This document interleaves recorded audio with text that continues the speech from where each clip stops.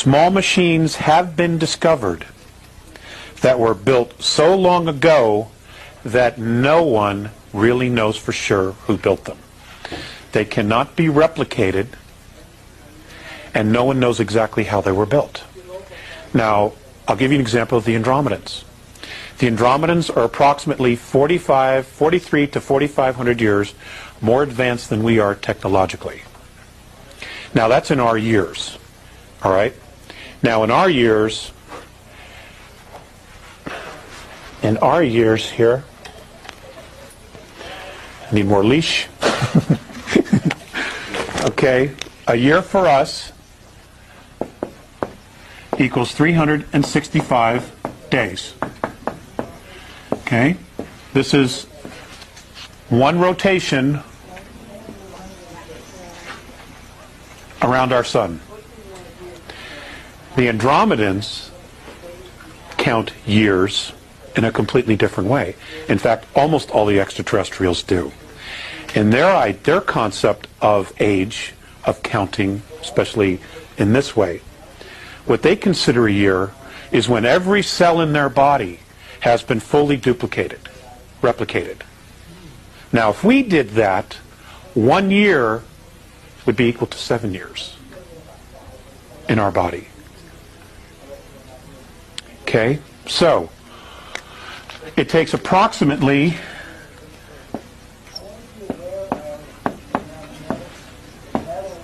34 years for their bodies in our time to replicate every cell in their body in our time. Okay? So it's hard to give you exact dates of when they say something happened to put it into our timeline, okay, of years. Okay? Because in reality, if I say it was 4,000 years ago, then it's a lot longer than that. Okay? But they've had a very hard time explaining to me exactly in our Earth time because they don't deal with the concept of time. You know? They just don't. All right? So, but I'm giving you these numbers in Earth years just to give you an idea of how vast our history is. Okay? Now, amazingly, these machines still work. The machines do not have a name in the English language. Okay? They don't even have a symbol that we could comprehend. So, it's been explained to me that it is considered an antimatter machine. Okay? It creates matter. It creates molecules, which then create atoms, which then creates physicality. And these are actual machines. They're like computers, where you can program it for what you want, and this machine will literally bring it forth and manifest it. And there it is, physically there.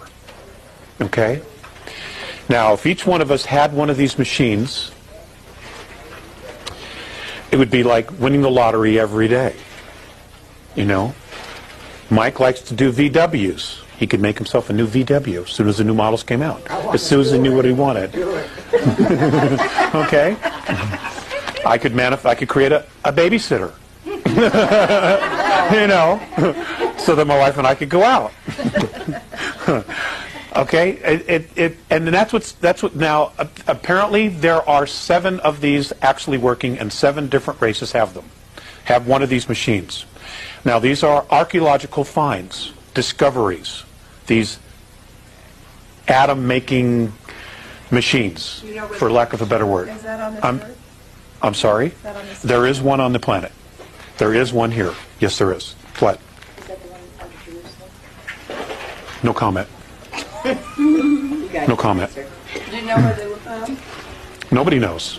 Absolutely nobody knows. It turns out that, well, let me just finish reading here, okay? And because all this will come out.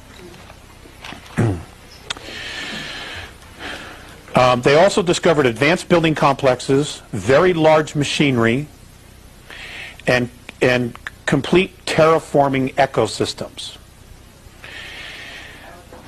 Earth-like organic life is much less common than hydrogen gas ecosystems in our galaxy because we are limited, oxygen O2 ecosystems are limited to the geological presence of water.